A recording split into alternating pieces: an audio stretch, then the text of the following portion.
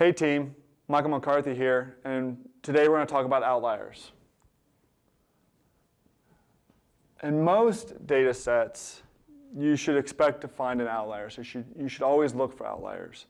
But what constitutes an outlier? So we're going to start by looking at a normal distribution. A normal distribution, it's got a nice little bell curve. You oftentimes hear it called a bell curve. And this is, right here, is the mean. Sometimes you'll hear it called the X bar. Sometimes you'll see this little fancy mu. I always like to, we call that a mu. And then so we have this distribution. Let's go ahead and make these tails. These are the ends we call the tails a little bit longer because I want to use those. And whenever I assess a distribution of data, I find that this is where one standard deviation is. And I should expect with a normal distribution to find about 68% of all the values within this normal distribution within one standard deviation. And the standard deviation sign is this little sigma. And I say it looks like a six. It's hard to say. I'll say that 10 times fast. Six. But this is a sigma. And so you expect 34% here and 34% here above and below. And so that's one standard deviation away. So this is 1, 6. But then if I do 2, which is about, if I can just eyeball it here, this is 2. And I should expect about 95% of my data here. Now that's a lot of data. So let's go out to 3. So this equals 2 sigma. And then here's 3. And I should expect 99.7% of my data here within 3 sigma.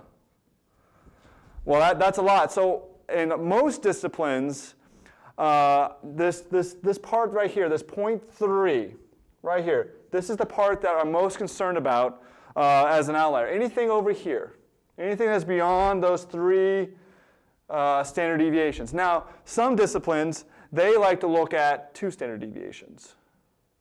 It all kind of depends on what data set you're working on, what discipline you're in. I've been in some process improvements, 2 standard deviations or more. A lot of times in academia and general research, it's 3. I actually, in some of my research, anything that was beyond 1, that was different enough to really kind of take a close look at. And what do we do with values that are considered to be an outlier? By whatever definition we do, what do? We want to take a closer look at each one of those outliers or group them in some way. We want to ask ourselves, can we delete them? Delete. Should we delete them? Maybe they are erroneous data. Maybe that's just, if I ask them how many kids do they have, and then somehow someone says 1 million, is that a real value? Do I use some professional knowledge to update that? If someone says 1 million kids, maybe they meant to write 1. So do I modify it based on what I remember from engaging with them if it was a survey? Or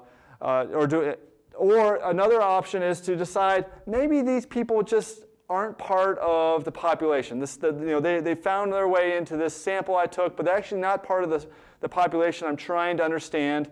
Maybe I delete them. I delete them because it makes my analysis easier. That was the reason why I said number 1. But maybe it's just they're not part of the population I'm trying to solve. And what you want to do with an outliers is you don't ever just want to say, oh, I forget about them, they're gone, this is too easy. What you usually do is you run it once with the outliers, you run your model with the outliers, and then you run it again without. This is the without sign, outliers. And that helps you compare and contrast. Do the outliers have any significant effect on the model? Where is that effect seen the most? And so if you do delete them, you just can't forget about them. And if you do delete them, you have to say, hey, I deleted them. You want to show your work. And the last thing I want to talk about is that some ways for us to find the different outliers. Now, this is a really easy way. You can plot them and this and that. But if you do a bivariate plot of your variables, which you will do as part of your correlation analysis, and you see all this, and then you see something up here, well, man, we should probably take a look at that record to see what's going on, or these records up there. Box and whisker chart, where you have the box and then you have your whiskers. That helps identify outliers too, because they'll put little dots. These dots here are things you should investigate as outliers.